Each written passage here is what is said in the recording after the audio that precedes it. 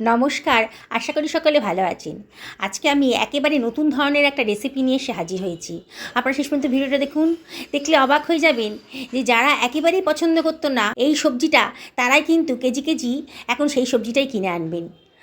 আজকে আমি একেবারে একটা নতুন ধরনের রেসিপি আপনাদের কাছে সঙ্গে শেয়ার করব বলে রেডি হয়ে এসেছি। আমি কতগুলো করলা নিয়েছি। আসলে আমি করলার কথাই বলছিলাম। অনেকেই এটা খেতে পছন্দ করেন না, কিন্তু আজকের পর থেকে এই রেসিপিটা দেখার পর থেকে আপনারা নিজেরাই যারা পছন্দ করেন না তারা কিন্তু বাজারে যাবেন কেজি কেজি করলা আনার জন্যে। আমি এই কতগুলো মাঝারি সাইজের করলা নিয়ে নিয়েছি। দেখুন, করলাটাকে আগে থেকে ভালো করে ধুয়ে নিয়েছি, আর করলার সামনের অংশটা আর পেছনের অংশটা কেটে বাদ দিয়ে দিলাম। একটা গ্রেটার নিয়ে নিয়েছি। গ্রেটারে যে বড় মুখটা আছে সেটা দিয়ে আমি করলাগুলোকে গ্রেট করে নেব। অবশ্যই কিন্তু করলাগুলোকে ভালো করে ধুয়ে নেবেন, খাঁচকাটা আছে তো গায়ে, অনেক কাদামাটি লেগে থাকে। খুব ভালো করে এটাকে ধুয়ে নিয়ে তবে গ্রেট করে নিচ্ছি। একটু চেক করে নেবেন ভেতরে যদি পোকা টোকা থাকে, করলার ভেতরে কিন্তু অনেক সময় অনেক পোকা টোকা থাকে, তাই নিয়ে গ্রেট করার সময় একটু চেক করে নেবেন প্রতিটা করলাই। আমি এইভাবে সমস্ত করলাটাকে আমি গ্রেট করে নিয়েছি, নিয়ে আমি একটা অন্য পাত্রের ভেতর তুলে রাখছি। বানানোটা একেবারেই সোজা, আর বিশ্বাস করুন, গ্যারেন্টি দিয়ে বলছি, এই রেসিপিটা এইভাবে বানালে ভীষণই পছন্দের একটা রেসিপি আপনাদের হয়ে যাবে। বারে বারে আপনারা এই রেসিপিটা তৈরি করবেন।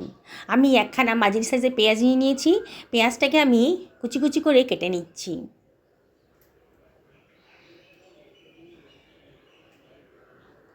মোটামুটি বেশি ছোটও করলাম না, বেশি বড়ও করলাম না। পেঁয়াজটা আমি একখানা দিয়েছি।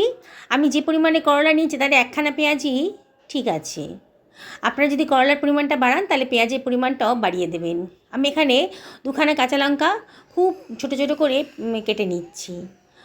আপনারা লঙ্কার পরিমাণটা কিন্তু নিজেদের পছন্দ মতো দেবেন, যে যেমন লঙ্কা পছন্দ করেন সেই অনুযায়ী দেবেন।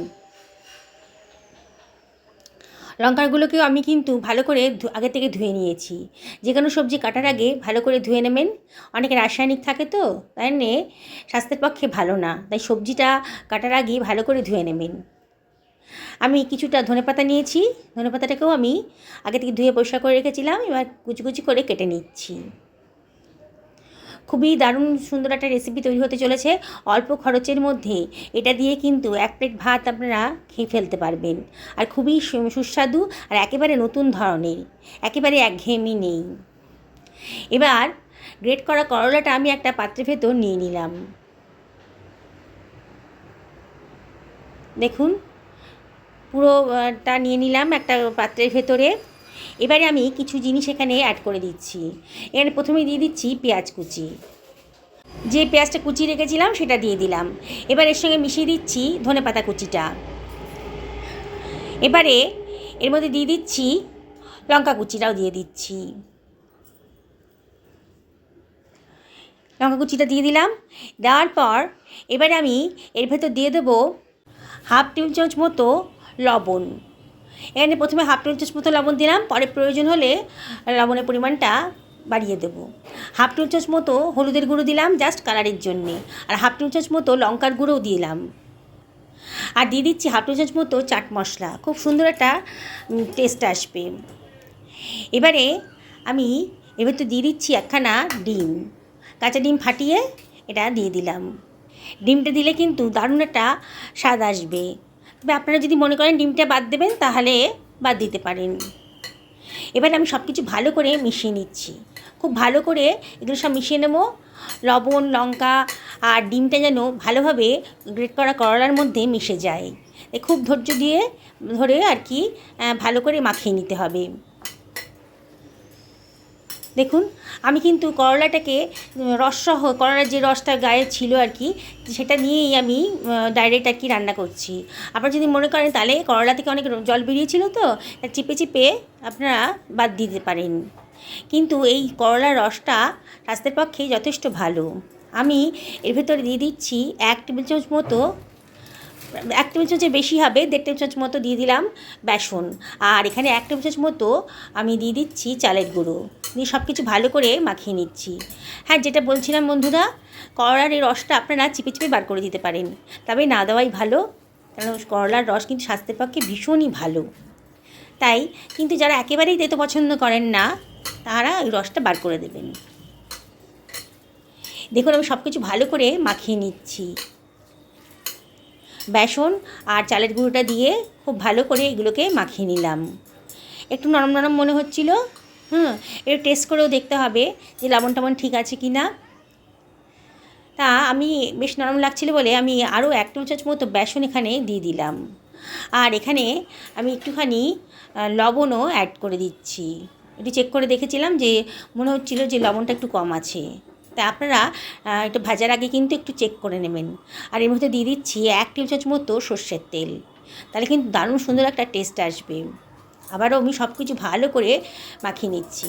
বন্ধুরা, এই নতুন ধরনের রেসিপিটা আমি আপনাদেরকে বলবো একবার অবশ্যই বাড়িতে ট্রাই করে দেখুন। খুব ভালো করে সব কিছু মেশানো হয়ে গেছে। এইবারে আমি এর ভেতরে একটা জিনিস অ্যাড করে দেবো, যেটা দিলে কিন্তু এই বড়াগুলো খুবই মুচমুচে হবে। সকলেই জানেন আপনারা, খাবার সোডা। এখানে 1/4 টেবিল চামচ মতো খাবার সোডা দিয়ে দিলাম। ঠিক ভাজার আগের মুহূর্তেই কিন্তু এটা দিতে হবে। দিয়ে আমি আবার সব কিছু ভালো করে মাখিয়ে নিচ্ছি। এবার কিন্তু আর দেরি করা যাবে না, চটপট কিন্তু এবার ভেজে ফেলতে হবে। আমি আবারও সব কিছু ভালো করে একটু মিশিয়ে নিচ্ছি। একটা ফ্রাই প্যান গরম করতে দিয়ে দিয়েছি। ফ্রাই প্যানটা যখন বেশ গরম হয়ে গেছে, তখন আমি এর ভেতর দিয়ে দিলাম 4 টেবিল চামচ মতো সর্ষের তেল। আজকে আমি এটা সর্ষের তেলেই ভাজবো। আর ভেতরে একটু লবণ দিয়ে দিলাম, তাহলে সামান্য একটু লবণ দিলে পরে সর্ষের তেলের কাঁচা গন্ধটা অনেক সময় থাকে না। অনেক সময় তেল গরম হয়ে গেলেও কিন্তু তেলের একটা গন্ধ এসে যায়। তাই আপনারা চেষ্টা করবেন একটুখানি রান্না করার আগে একটুখানি লবণ ফেলে দিতে, তাহলে আর কোনো রকমেই কোনো গন্ধ আসবে না। তেলটা বেশ গরম হয়ে গেছে যখন, তখন আমি দেখুন এগুলোকে পকোড়ার মতো করে পাকিয়ে নিয়ে আমি গরম তেলে দিয়ে দিচ্ছি। এখন কিন্তু গ্যাসের ফ্লেমটা আমি মিডিয়াম টু হাইতে রেখেছি। দিয়ে আমি ছোটো ছোটো বড়ার আকারে এগুলোকে ভেজে নিচ্ছি। বন্ধুরা, অনেকেই কিন্তু করলা পছন্দ করে না, বিশেষ করে বাচ্চারা একেবারেই করলা খেতে চায় না। কিন্তু এরম করে যদি ভেজে দেন, তাহলে কিন্তু ওরা বুঝতেই পারবে না যে এটা করলা দিয়ে বানানো হয়েছে। অত তেতেও থাকে না, হালকা একটা তেতো ভাব থাকে। আর ভাত দিয়ে মেখে খেলে কী যে বলবো আপনাদের, যেদিনকে আপনারা বানিয়ে খাবেন সেদিনকেই বুঝতে পারবেন। আমি অনেকগুলো বড়া এবার তো দিয়ে দিলাম, দিয়ে একটুখানি ওয়েট করতে হবে, কিন্তু প্রথমেই নাড়ালে হবে না, তাহলে কিন্তু সবগুলো ভেঙে যাবে। প্রথমে তলাটায় দিকে একটু হয়ে গেছে সেই অবস্থায় রাখতে হবে। এবার আস্তে করে চামচের সাহায্যে আমি এগুলোকে উল্টে দিচ্ছি। প্রথমে কিন্তু খুব নরম আছে, তাই খুব আলতো হাতেই কিন্তু এগুলোকে ওলটপালট করে দিতে হবে।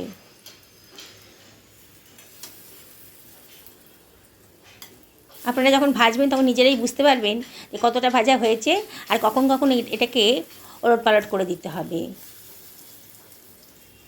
বন্ধুরা, রেসিপিটা ভালো লাগলে পরে একটা লাইক করবেন আর কমেন্ট করে জানাবেন যে আপনাদের কেমন লাগলো এই নতুন ধরনের করলার রেসিপিটা। যদি ভালো না লাগে তাহলেও কমেন্ট করে জানাবেন। আমি আমার নিজের ভুলটা সংশোধন করে নিতে পারবো। দেখুন এপিট ওপিট ভালো করে উল্টে পাল্টে কিন্তু ভেজে নিয়েছি। এখন কিন্তু গ্যাসের ফ্লেমটা একেবারে লো করে দিয়েছি। প্রথমে হাই ফ্লেমে দিয়েছিলাম, হাই টু মিডিয়াম ফ্লেমে ভেজেছি, তারপরে এটাকে আমি একেবারে লো ফ্লেমে ভেজে নিচ্ছি, যাতে ভেতরটাও ভালো করে ভাজা হয়ে যায়। খুবই টেস্টি আর হেলদি একটা রেসিপি আজকে তৈরি হয়ে গেছে। দেখুন বন্ধুরা, একটু চেপে চেপে দিচ্ছি যাতে ভেতরটাও ভালো করে ভাজা হয়ে যায়। এইভাবে লো ফ্লেমে এটাকে এপিট ওপিট উল্টে উল্টে ভেজে নিচ্ছি। এত অল্প সময়ের মধ্যে অল্প খরচে একটা নতুন ধরনের রেসিপি তৈরি হয়ে যাচ্ছে। আপনি যদি গেস্টদেরকে এই বড়াটা খাওয়ান না গরম ভাতের সাথে, তাহলে কিন্তু সবাই জিজ্ঞেস করবে আপনি এটা কি করে বানিয়েছেন। অসাধারণ টেস্টি, খুবই হেলদি একটা রেসিপি অল্প খরচের ভেতরেই তৈরি হয়ে গেল। আমি এটাকে এবার তুলে নিচ্ছি। দেখুন ফ্রাই প্যান থেকে সবগুলোকে আমি তুলে নিলাম। ফ্রাই প্যানের তেলটা একেবারে কমে গেছে।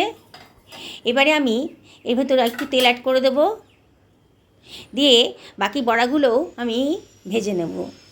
আবার 2 টেবিল চামচ মতো সর্ষের তেল দিয়ে দিলাম, দিয়ে তেলটা যখন গরম হয়ে গেছে তখন আমি বাকি বড়াগুলো ভেজে নিচ্ছি।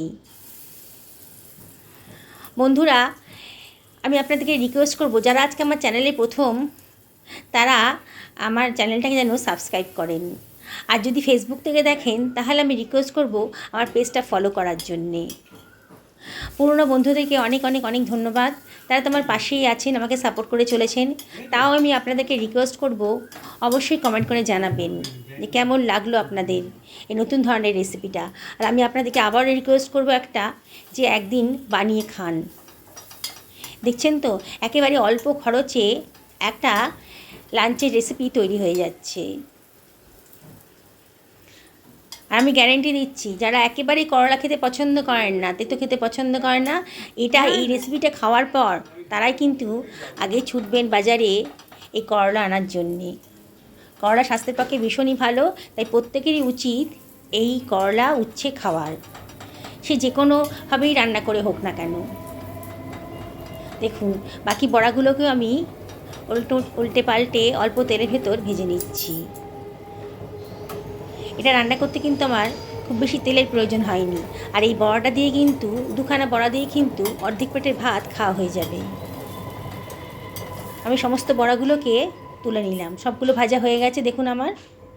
এবার আমি একটা পেটের ভেতর সাজিয়ে দিচ্ছি। আচ্ছা বলুন তো, এই পকোড়াগুলো দেখে কেউ বলবে যে এটা করলা দিয়ে বানানো হয়েছে? খাওয়ার পরেও কিন্তু অনেকে বিশ্বাস করবে না যে এটা করলা দিয়ে বানানো হয়েছে। কেন? ওরকম তেতো তো নেই, ভাজার পর তেতো ভাবটা একেবারেই কমে গেছে।